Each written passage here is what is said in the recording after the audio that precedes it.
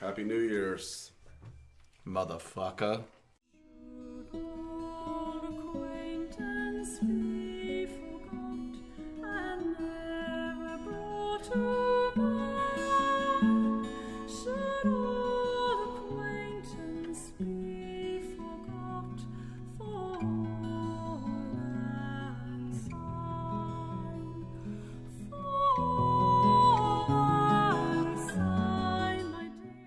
Hello, ladies and gentlemen, and welcome to the Autopod Decepticast. This is your weekly podcast, and you know what we do?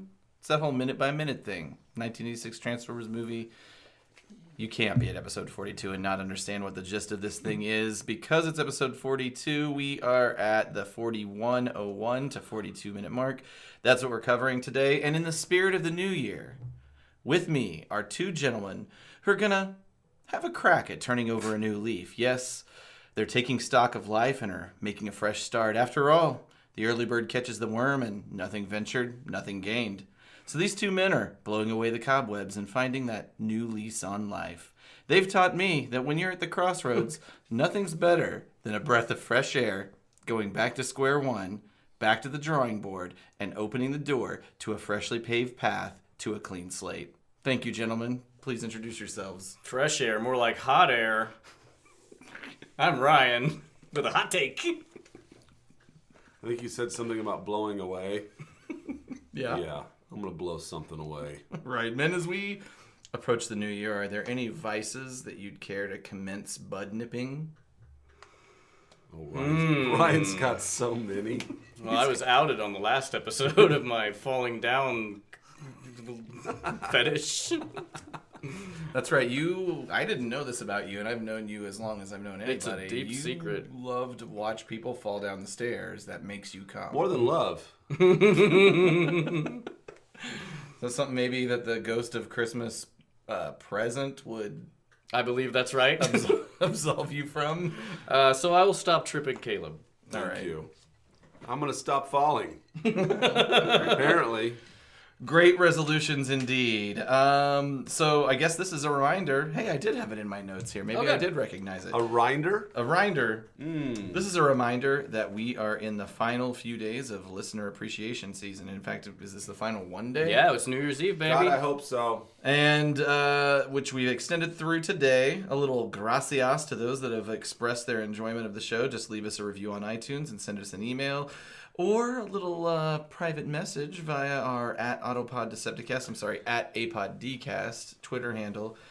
Give us your address. A little something something will come your way. And that stuff is coming together well. Mm-hmm. I'm not going to say what it is, but Caleb's contribution I've been done for weeks. Yeah, actually, Caleb was the first. That's true. I just started last night. Last night being not... Last night being... 2 weeks ago. Yes, the 21st. Yeah. Gotcha. I'd say I'm 50% done. But we're going to wrap it up. And it's going to be awesome, and we hope you guys really like it. So we'd invite you that those of you, let's not forget, who have already reviewed, that haven't already provided us with your address. There's a handful of you out there. Please reach out, give us a message. It's easy. We would love to share the goods with you. I'd say the goods a lot. It's your go-to. And by the goods, they so often means genitals, but we're not sending you anything genital related. Let's be clear. We do not want people sharing their genitals with us, and I don't, and we are not sharing our genitals. That's true. Oh wait, I mean, guess I Ryan hasn't made his thing. I have access to those addresses too. I am not wanting nor providing. There's no genital cycle here. There's no cycle of genitalia going on in this world. Cycle of genitalia. Genital cycle. That is an uncomfortable bike.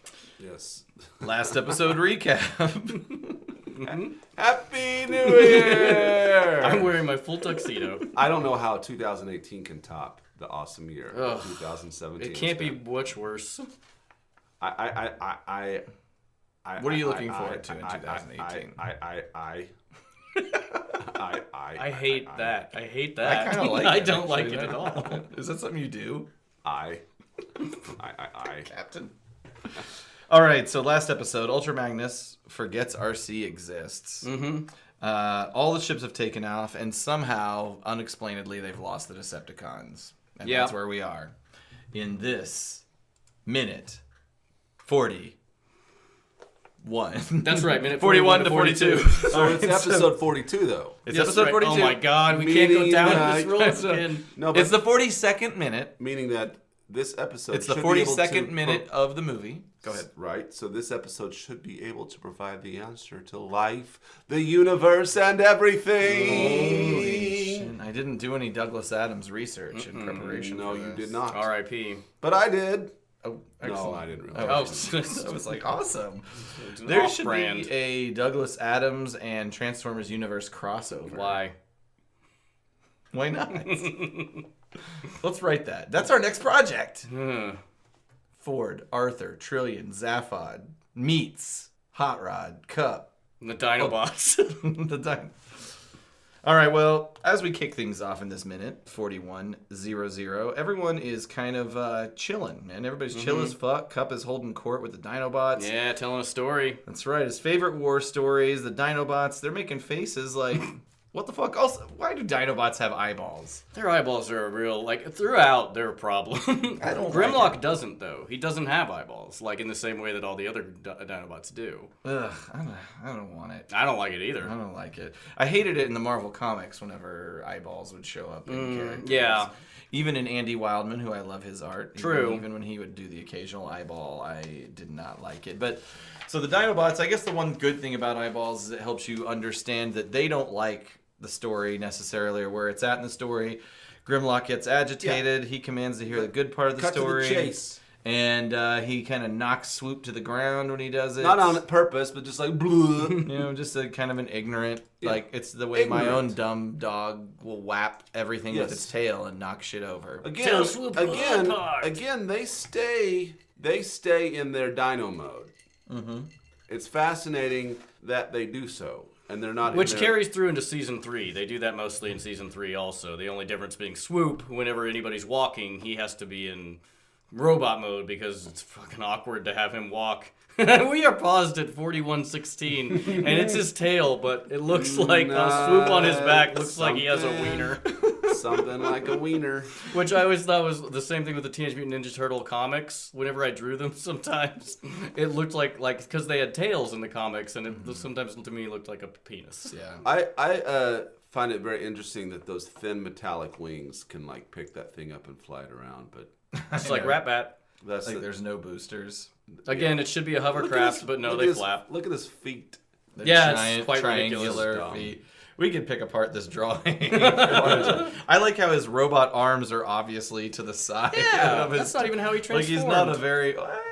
No, they There he pushed is up into his there. side, though. There he is up there in his robot arms. We're looking at the Fan looks- Toys Soar, I believe is the The name. Fan Toys looks much better than what I'm looking at on the screen All here. right, well. I feel like the original Hasbro G1 toy, the arms pushed Pushed into in his a little body. bit. I tell you what, I think you're if right.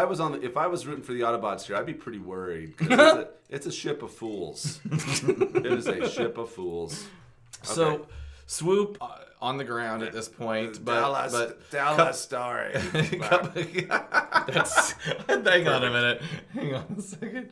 Can I Are possibly you just rewind? watching his head go back? Yeah, No. just with the Yeah. talking of the Oh. tail as the dick. I can't not see that now. 41:17. He lays back, his penis I exposed. cannot not see that. I would like a little oil All trickled right, out. Stop. we are perverts. So, Cup gets the message, and he fast forwards to the good part and begins to tell the tale of the Ick-Yak Yes. that came tromping and stomping down the mountain. What's an Ick-Yak? Well, I looked it up. I Googled it. I can't remember. Apparently, there's an episode in season 3 where he talks about Ick-Yaks again, or somehow maybe they revisit it. And it's this thing, which needs to go on our website. It looks like Figment from the Disney World. I believe it's Epcot ride. It's a Figment, the dragon, is what it looks like. But yeah, I'll put a picture of it up.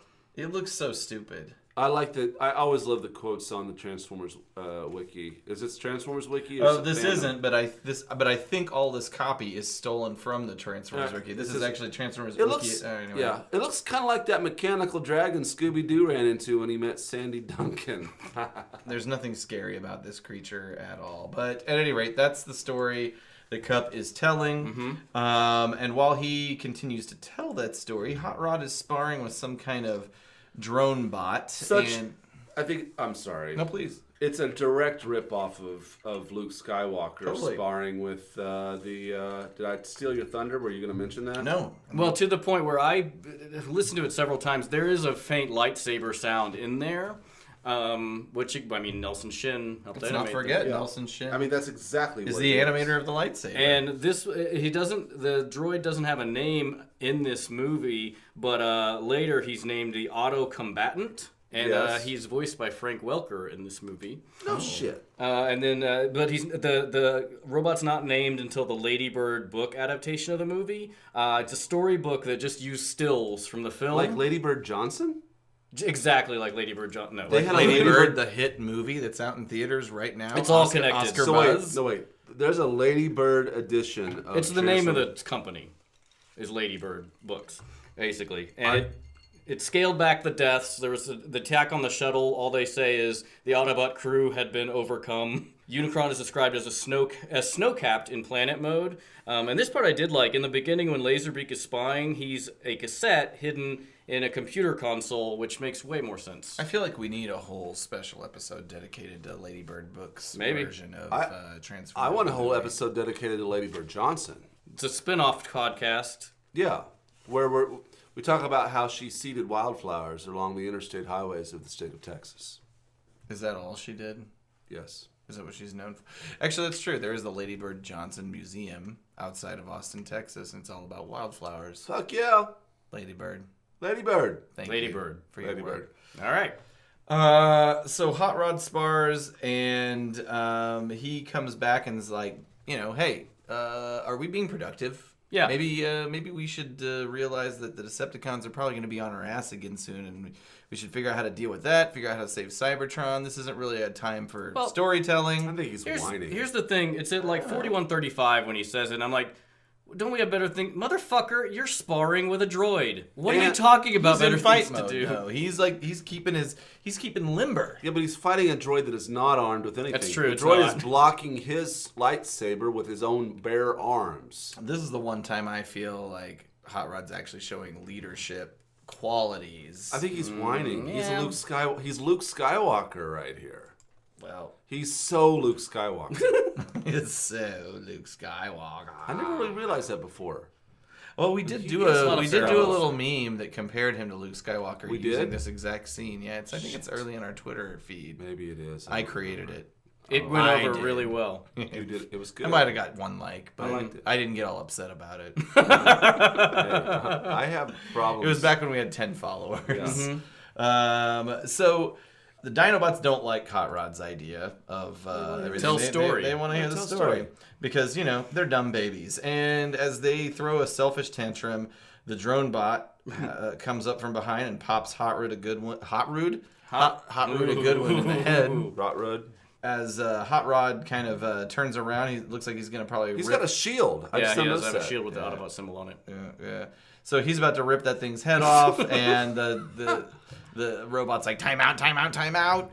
And at about that time, we see flashes of light. Galvatron's ship. Do you guys remember the name of the ship? Trivia? The Revenge. Very good. We did. It has closed in on the Autobots. Yeah. And as we close out the minute, Galvatron pushes a green button, which Launches everything. fires a number, a random number of missiles. That's right. And that is where we end this minute. I love the idea of a single button performing a specific function. It is very. Maybe it's a dial. You turn it to I like love select. It's like We've found the Autobots. I'll push the launch 6 missiles button. It's a button for each thing. Yeah, it's great. That in the script is referred to as the flat top carrier. That's coming up in my that ship, which is pretty descriptive, I guess. I don't know how I fell down this rabbit hole of like this is from the TF Wiki I was looking up, but it was like there was before this movie came out, there was a poster contest called Decipher the Decepticon. I'm just bringing this up because I didn't have much to say about this minute. Okay. But it was a promo for the movie, and it was a sweepstakes contest. There was flyers included with the toys, and it was like a quartered poster. If you put the 4 posters together, it made a big poster. Right. And it was like you had to complete various sentences with the names of the characters, like Hot Rod is fighting with blank, and basically at the end, you'd unscramble. I don't know how you could ever do this, but the circled letters in the answer, you would unscramble the name of the, quote, evil, horrible enemy planet who tries to dominate everyone, which is terrible copy. But also a very obvious clue. Yeah. Yes. And then you could or if you're not good at that, you could also find the answer with a self-addressed stamped envelope. You just send off for the answer. I couldn't figure out this one. And the sweepstakes prizes there were 5 grand prizes of an electric hot rod go-kart valued at $2,500. Ooh, so those exist? In $1986, and that that's would be like $5,000. You're very close. It's $5,550. That's expensive. Yeah, and they said this on the TF Wiki that they weren't able to find any pictures of it online. So if anybody can find those or knows what that looks like, is there any chance one of the perhaps 1,000 Hot Rod listeners Go-Karts won this? If you A 55 know somebody who won this grand prize, I'm wondering if this is a scam of some sort. Even in today's or money, Scamola. a $5,500 go-kart is pretty damn. I mean, that's crazy. No, expensive. $5,500. I mean, you can get a go-kart at Walmart for probably $1,200. Now, Yeah. go-karts. I mean, they were kind of first hitting the market hard, I guess, for recreational purposes. Suppose a go-kart in the 80s, 70s, Yeah, 80s. I mean, I'm thinking that go-karts is like probably Yes. economies of scale have gotten involved, and I don't know, other business words. So, anyway, enough about the price of go-karts. Well, see, because I'm thinking but that is like, expensive. It as fuck. costs. Because when I as first fuck. read it, There's got to be. I hope if there's one out there somewhere. Because when I first read it, I was thinking of like the big wheel, like motorized cars, but I'm like, it must have been a literal like gas powered go kart, which seems irresponsible to give a child. I don't know. You ship it to them. Well, I'm just saying it seems like one of those like ATV things because that's Yeah. $5,000 in Yeah. today's money. My friend Joe Peabody, shout out to Joe Peabody, he had a go kart. Probably it would have been about this time, 88, Yeah. 87, 88. Yeah, was it a a hot rod go kart? I mean, are we assuming that this go kart was in the shape of Hot Rod? Like, Well, yeah, I what guess does it that would- even- What does that even look like? I don't know. Nobody knows. No one has any pictures. I googled it and I found some people who had like modded a Lamborghini to look like Hot Rod, but so we don't know if anybody I'm won really this curious contest. about this. 5 people supposedly did.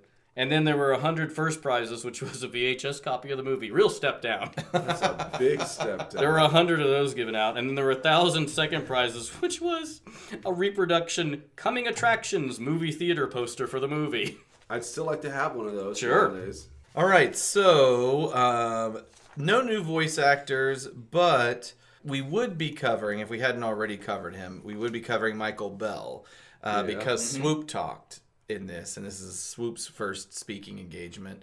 However, Michael Bell also, I'm trying to remember, did he do the voice? I can't remember why we covered him earlier because I don't think he's talked. He does sidewalk. Oh, everybody remember that Transformer sidewalk? It was just a piece of just a brick of pavement. He transforms. He does Sideswipe and Prowl, and maybe we covered him. Maybe we covered him just because he was on screen. I can't remember. But he actually did have a vocal part in the movie. There's not much need to go into him, except I did go down a little rabbit hole of his, and you can find on YouTube some pretty awesome, what's basically called an animation voiceover masterclass.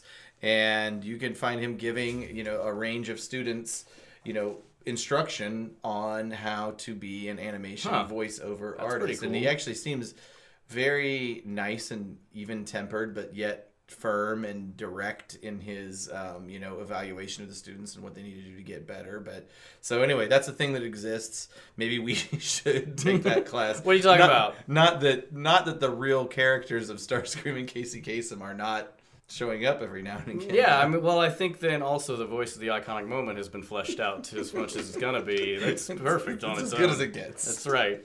Fans of animation or people that are interested in being voiceover artists, follow up on that. Yeah. Michael Bell.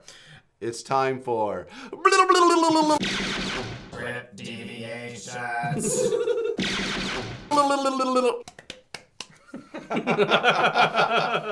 It's going to be a shame to edit that out. No, that's staying in. So my script I go first. Typically. Sure. I'm just reminding people. I tend to go first because the version of the That's script Aaron that I'm speaking. looking at, this is Aaron, for those of who can't tell Aaron and Ryan apart. I go first because my script is a little later. It's a later draft, and it's tamer. We let Ryan go second because the version of the script that he follows we think is either the first or second original Friedman script, and it's nutballs. Right. So And then I don't talk about script deviations, but you guys can clearly tell the difference between me and the other two guys. right, because your voice is, I mean, it's very beautiful. So It's- lovely and chocolatey. Yeah, like butter. Chocolatey like butter. Just It's chocolatey like butter. My script actually has this note in it, and it says that this part of the movie that we're watching that's on screen right now, a good thing to put at this part would be a song about optimistic adventure with the suggestions that all dreams might not happen. oh my god. What? That's a note. That's for this a part of the very movie. specific song request. Oh my god. Optimistic adventure with the suggestion that all dreams might not happen. You can dream your biggest dream, but I mean, don't get married to it. Because disappointment still occurs. We're grown-ups, not kids. Yeah. Sadness happens. You just gotta deal with it. Yep. So anyway, Ultra That's Magnus, awesome. the whole congratulations bit happens via Ultra Magnus. And but he also says, he gives a little nod to the future. He says that they're going to go ahead and refuel on the junk planet, and from there they're going to work out their battle plan. So the junk planet, So I mean, they're, and actually they're aware. They are Yeah. aware of junk. I think in the next scene, I can't remember if it's the next scene or the scene after. I mean, they are aware the junk planet exists already, but I guess they're just bringing it up a little early, and it's tactically they're going to go there and regroup. Yeah, because Perceptor does say the planet of junk is in this vicinity. Right. so they know about it. Right. Well, they already knew about it, but I guess they didn't know about it this early. It wasn't when we watch it, and as we'll see in a couple minutes later, they only bring it up as sort of a last resort, where now it's kind of a first resort. I don't know. Anyway, Hot Rod's sparring partner in the version of the script that I have was to have many arms and legs and weapons coming from multiple, like maybe in one leg he's got a sword, and in one arm he's got a little cyber knife. Whereas hammer. in the movie we see he has 2 arms, 2 legs, and no weapons. weapons. in Right. fighting Hot Rod. But in this version of the script, that drone is a lot more of an asshole, because when Hot Rod is distracted, the sparring bot clobbers him. Hot Rod tells it to quit, but when he does that, it sticks out its metal tongue and gives him a loud It's raspberry, in mine too. and then continues to give Hot Rod cheap shots at every opportunity that he gets. I kind of wish that stayed in. I think That's like the second raspberry Friedman has put in here. Loves the raspberry. He loves it. So that's all I've got. Okay, let's see what I've got here. it's no Siege of Autobot City, is it? A lot of it is the same. Siege 2. There are some Electric Boogaloo. That's right. In this one, Galvatron and Cyclonus and the Decepticons are still on Earth whenever the Autobots escape. Remember in the Hyper Vault, if we all recall. Yeah. So they regrouped on Earth, or The Decepticons never leave Earth to pursue them yet. Okay. Basically, we have wide shot that shows Scourge and Sweeps have piled another huge supply of energy cubes in the staging area. And Galvatron says, "Your bungling has cost me the sweet taste of vengeance I have hungered for. A taste I shall not be denied." Starting off, shouts at Scourge, "Maintain energy production. I shall see to the Autobots in Jester and victory." That's right. So Yes. okay, I'm sorry. And victory! I love that they keep bringing up that that catchphrase. Can you remind us what happened right before this in this minute? Like the Autobots got away somehow, obviously. Yeah, the Hypervolt. It wasn't that Hypervolt. different. I mean, they basically They just took did off- it it's from just Earth. It sounds like a different way. Yeah. It's Well, almost as if they were in Earth's atmosphere, what do you mean? or right outside of Earth's atmosphere. No, when they got went in into the deep space. Okay, and so the Decepticons had to have turned around, The or they Decepticons- just didn't pursue them. Yeah, they didn't go after him. So in my version of the script from last week, there was this whole space battle with asteroids and blowing Oh, yeah, them up none to of that provide happened. screens. They just in escaped. your It's basically version, like- somehow those big giant heavy ships were just they couldn't chase them. or didn't. I mean, basically, like, it's the same thing as this, essentially, in that Galvatron now goes after them. But the interesting part and why I read that is that he gets onto a huge Decepticon wedge-shaped flat-top space carrier accompanied by an armada of Cyclonus jets, which I thought was interesting because it brought up the armada again. Right. And then, but here's another part where it really deviates, where they left other Autobots on Earth, which...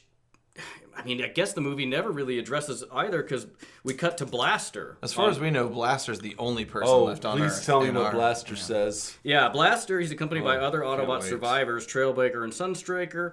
All show battle damage, and they're guerrilla fighters now. And Blaster says, "The shuttle's made it through, but we still got lots to do. We're going to play gorilla and make every day a thriller." Whoa! Now, first of all... Muhammad Ali already did that rhyme and did it true. way better. Yes, he did. I think you did. Are you talking about the thriller in Manila? Yes. Oh, wait a minute. What did Blaster say? We We need a folded Manila, and we're going to give him he a rhymed thriller? gorilla with We thriller. need a folder Manila. That's right. He's talking about office supplies. A folder Manila. Gotta store his files. And then Sunstreaker says, "Why did Ultra Magnus and the others abandon us? It isn't fair.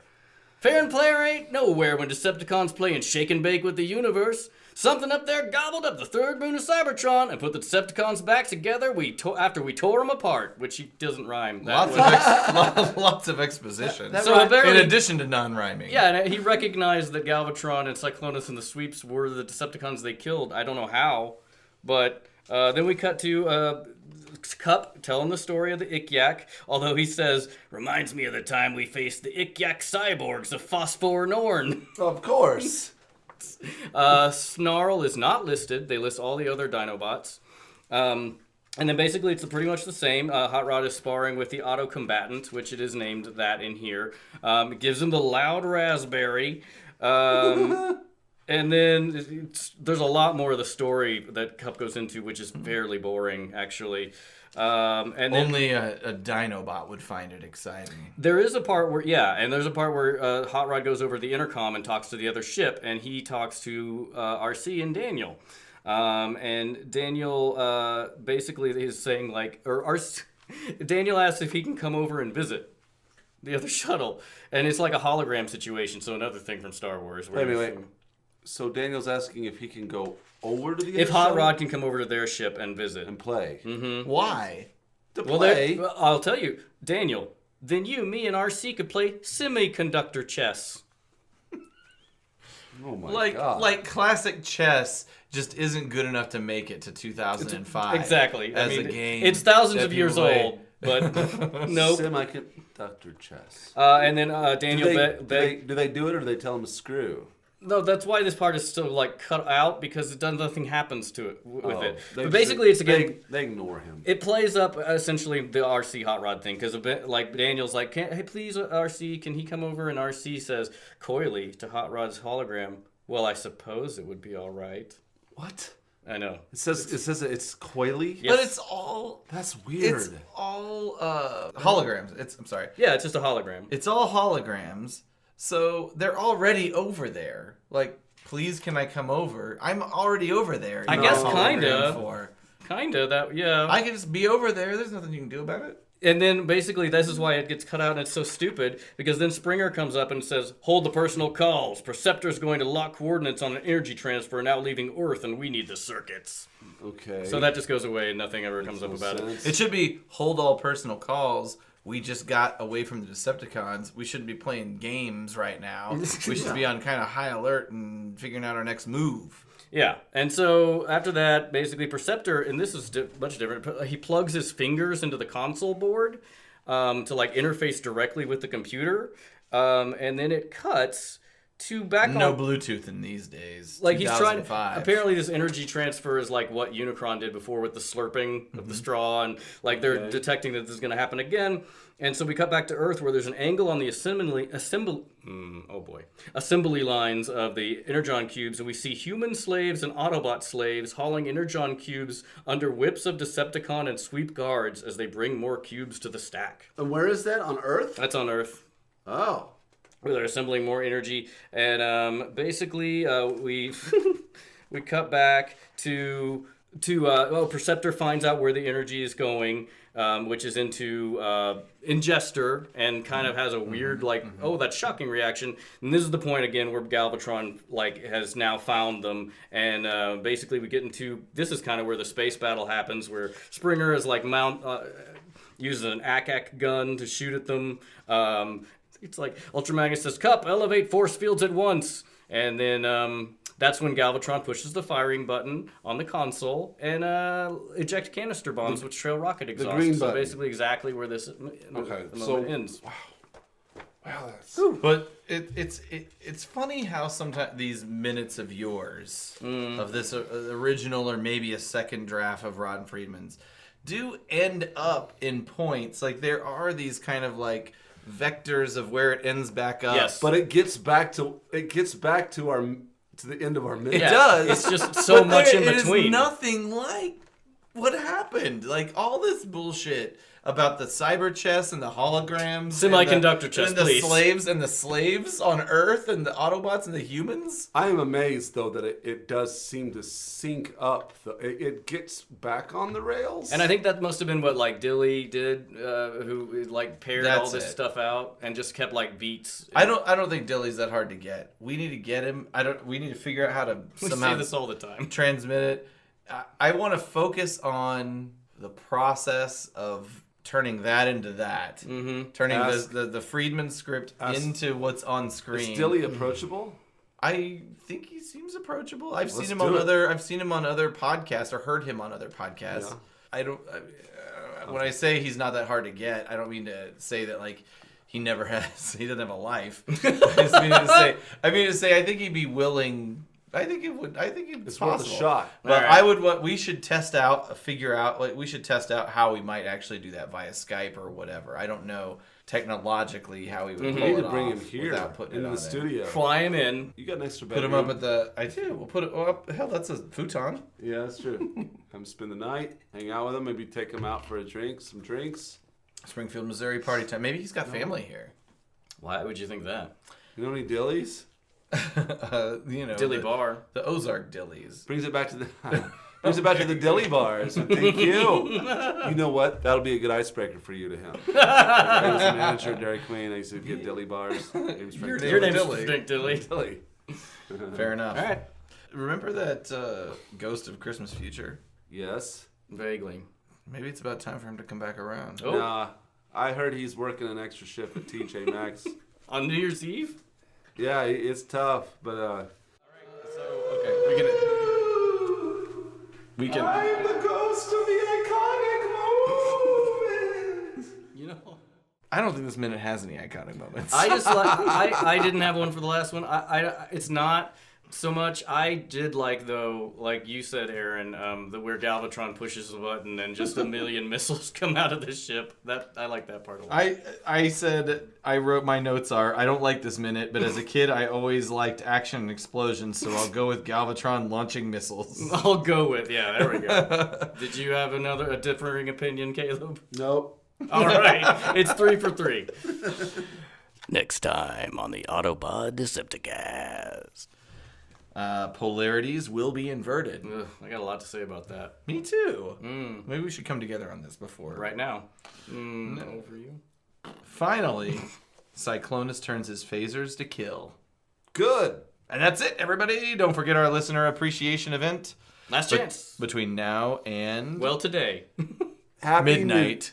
Happy New Year, everyone. That's right. Let's make 2018 a real humdinger of a year. If there's any listeners out there who live in countries where there's elections going down and famous millionaire, 100 millionaire, is he a billionaire? Famous I don't billionaires, it doesn't matter the size of their Are we getting wallet. political right now? All I'm saying is yes. We're getting political right now. All I'm saying is don't forget about our listener appreciation event that's happening right now.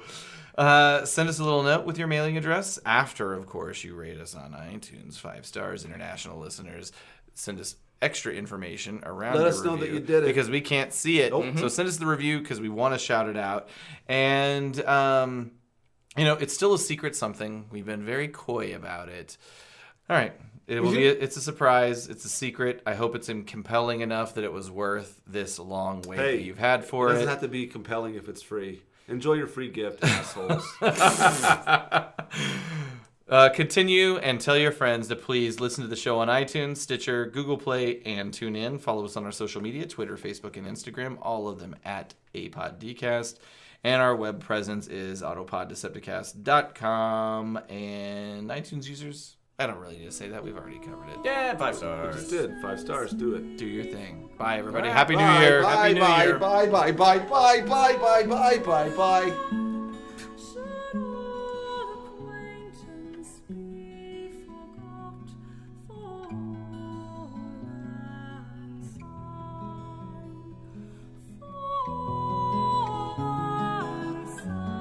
My dear. Please tell the story about your country club experience, about, for example, how kind of nice the guys can be, or funny the guys can be.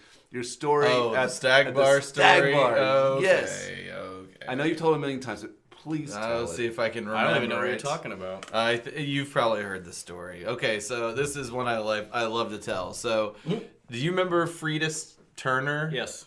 I don't know if he's still with us or not. He was pretty old by the time. I mean, this was a decade and a half ago. But so at the country club I worked, there was always a Sunday brunch, and people would come in. They'd be dressed up. They'd look nice. They'd eat off our buffet, have some champagne. And Mr. Turner is one of these guys. He was there every Sunday, always looking nice. He's a sweet old man. He walked around with a little bit of a hunch. Real nice guy. Everybody loved him. And I would see him. I ended up working in the Stag Bar. For those who aren't hip to the country club world, that's basically a bar at country clubs that's kind of situated between 9th and 10th holes. It's on the turn, so people come in, refill on beer, get a quick... But only men. Only men, I should say. Men only at this it is thing. gender segregated. Although women were allowed to poke their head in a little side window and be They like, could come halfway in. could but I you have couldn't some soup? come They had up. a hatch. They had a hatch. They could stick their head. Basically, yeah. That sounds Basically. nasty. But they didn't want to be. You wouldn't want to be in there anyway. That's the excuse all men. Oh, you don't want to. No, well, I mean, No, but I mean, they should have the right to be in there, Sure. but they don't want to be in there because it's just dudes in there watching sports, smoking cigars, playing cards, Cutting up. cutting up. Like Yeah. that's where I've learned. Old men and young men, there's nothing really different about them other than they mellow out. Young men are always looking to get into fights. Old men, they just chill. They don't want to get into fights. Right. But anyway, so Because they lose. Mr. Turner. I kicked their ass. So Mr. Turner, he was always really well dressed. Actually, beyond Sundays, he was always really well dressed. But this was a Sunday, and I ended up working that Stag Bar area. And what that was like was bartending. Basically, all the guys are playing cards, watching television. There's 50 guys in there. I'm the only person that works at the club that's in there, and I'm getting them drinks, and I'm making them, like, if they need food, I'm doing some short order hamburgers and sandwiches, club sandwiches type stuff. Right. There's in the other options for food, there's a little soup station, which probably has chili or white bean soup in it. And then there's a hot dog station, which the hot dog station was notorious because people would always just rob hot dogs. It was just out in the open. If you weren't watching, you'd come, you just grab a hot dog and eat it. Kind And of it like, was on like on a rotisserie. yeah, it was on a rotisserie Yeah. type situation. So my job is to, like, if somebody's getting a hot dog, I note it, and I note that, Charge their ass. John Thomas got the hot dog. Our British friends will enjoy that. But so Friedis Turner, this old man, and he's kind of like he's old and sweet. He talks really slowly. It feels like he's not all there. Is he like Harvey? Is it Harvey Mole Man on The Simpsons? I would say like that, but not pathetic. Yeah, I gotcha. So he But walks. kind of he feeble? walks really slow. He's on the Uh-huh. feeble side. He's skinny. He's got a little bit of a hunch, but he's very well dressed. And he talks really slowly too. Like maybe he's had a stroke or something like Sure. that. But he's always very nice, and he comes like stumbling up to the hot dog, to the rotisserie hot dog, Has he had anything to by drink? stumbling, yes, he's been down at Sunday brunch already. He's been drinking. He's been drinking all morning long. All right, he can stumble. but honestly, that's kind of insignificant to the story. But he had been drinking all morning He long. earns the right to stumble. But stumble isn't really the right word. I would say just like Shuffle. the crawling version of walking is what he's doing. Okay. And he comes up to the hot dog rotisserie, and he does what so many people do, which guys will just come in there, dirty golfers, and grab a hot dog. This is also during the craze of what's the low carb diet that everybody did back in the early Atkins. Yeah, this is the Atkins craze. So people come in all the time, grab a hot dog, grab a hot wiener. not put it in a bun, Sans bun. and just eat it. And sometimes they'd hold it in their hands, they'd put ketchup on it and just eat it. Ugh. So people were just eating hot dogs bunless all the time.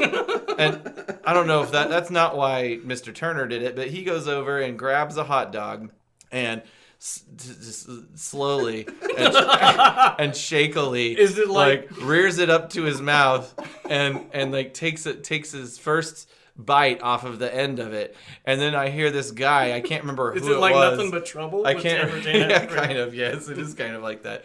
But then I hear, remember, we're in the Stag Bar with all these dirty, rowdy golfer, no women drinker, around. No women. So a guy, probably in his mid 30s to early 40s, he just yells from across the room. He goes, "Hey there, Fritas, you got a hot dog there, you old cocksucker." Anyway, so. I mean, they were being funny. They were all friends. Frida, so Mr. Turner, Fritas, he's chewing up the bite of the hot dog just real slowly, and he just turns his head slowly to me, and keeps chewing and swallows. He swallows. Then he lifts his other finger and he goes, "You suck one cock." Wow. Which is an old vaudevillian kind of joke. That's great. I didn't hear him, but I'd never heard that joke Without before missing that. a beat. Yeah, without he missed several beats, but it still hit right on time. That's amazing. I love that story, man. I love it. You suck one cock. Suck one cock. It's coming out of that guy. I'd never heard him say anything like that before.